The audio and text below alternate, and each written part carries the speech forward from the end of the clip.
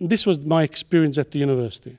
And then in the intervening years, I've dedicated my life to teaching of Italian to students, adults, and also working for other teachers as a consultant.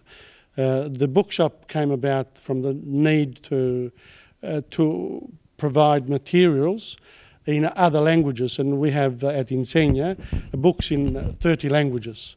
Therefore, multicultural Melbourne, multicultural Australia means that you have an obligation to offer. So where can people about Italian people, or even Anglo or whoever, Chinese, Japanese, people from all over the world who are studying Italian, where can they come? Where is this Insegna? Well, Insegna is, you know, we've put a couple of ads in 31. It's in Brunswick. Right. Well, we'll put an ad as a result. The ex-Brunswick Market, as I understand? That's right. That's right. Next to yes, it's called Tripovich Street, number 1 Tripovich Street. But you are referring yourself to Italian all the time.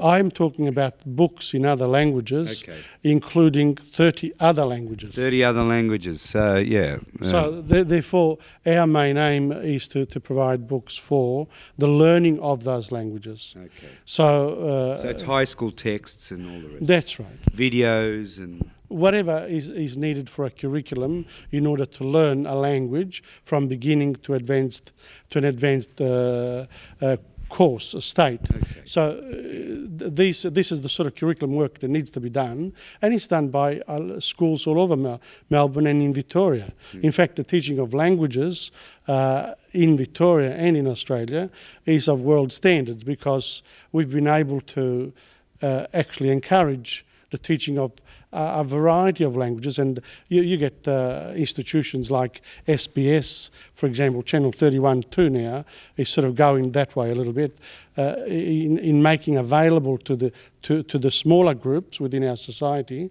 a whole host of information possibilities, and therefore by creating programs such as the ones we have been showing, you are able to actually tell people, hey, it's all right for you to speak Arabic, it's all right for you to speak Chinese, Japanese, Farsi, Urdu, whatever language you want to speak in Australia, it's all right, because there is Australian. The new Australian is not the person just of Anglo-Saxon origin, but everyone is an Australian, and it cannot be otherwise. Well, we saw Kim Beazley reiterating the exact argument to Parliament about a month ago, and I remember I was watching on TV, and Australia needs to, I find we're only just starting to realise this reality that it's no longer the Australian Anglo society that dominates Australia. It's all kinds of cultures now, and the fact is true, because if you even see Anglo-Saxon people going down and eating Chinese, Japanese, Italian, all the rest, or they're interested in those cultures. That reality in Melbourne, that has been a reality in Melbourne for 30 years. It's just that finally the leaders of our country are finally coming to grips with the realities.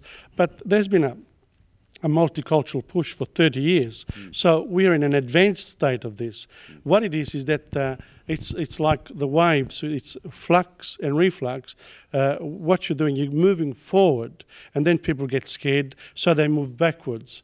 And then after they learn not to be scared, they will move forward again.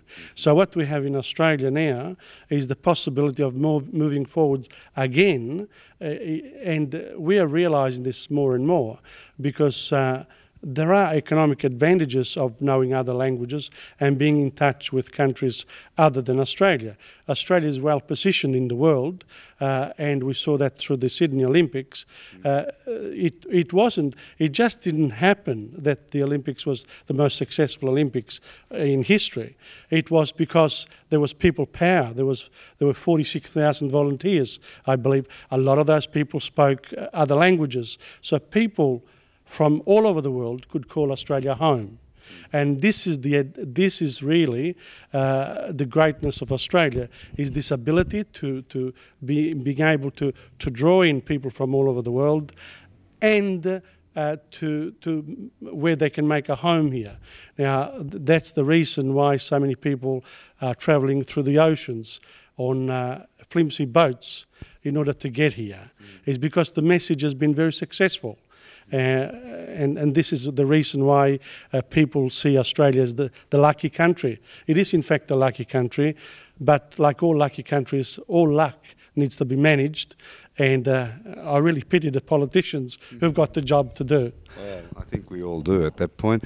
But all I can say is it's been a privilege to speak to both of you, and the results of this production are quite evident that it's quite successful. We're getting full houses each night, from what I'm seeing, and it means that there is an interest, and the Italian Drama Company from this day forth, since its first time of initiation as a company, is going to strive further ahead and going to bring much more and many more productions of great interest and appeal to Melbourne society.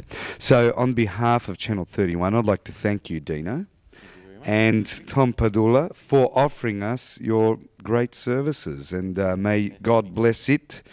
And bring it always to the public with extra force, okay? Something to be reckoned with. Once again, thank you very much. This program proudly sponsored by Insegna International Languages Bookshop.